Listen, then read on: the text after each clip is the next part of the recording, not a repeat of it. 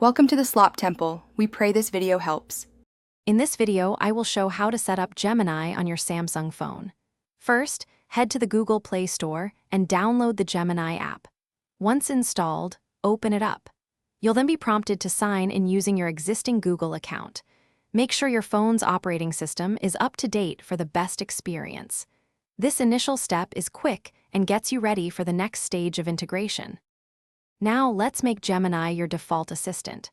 Go to your Samsung phone settings, then search for Digital Assistant app or Default Assistant. From the options presented, choose Gemini. You might see a confirmation prompt. Simply accept it. This action ensures that when you activate your assistant, Gemini responds instead of your previous one, giving you seamless access to its features. With Gemini set up, it's time to personalize your experience. Open the Gemini app and tap on your profile picture to access settings.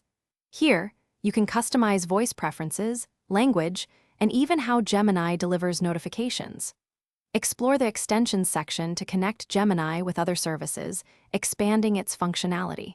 Tailoring these settings makes Gemini truly yours and more helpful for your daily needs. You're now ready to use Gemini. Simply say, "Hey Google," or activate it through your chosen method.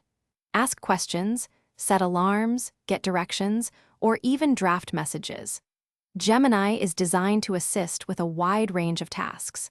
Remember to keep your app updated to access the latest features and improvements.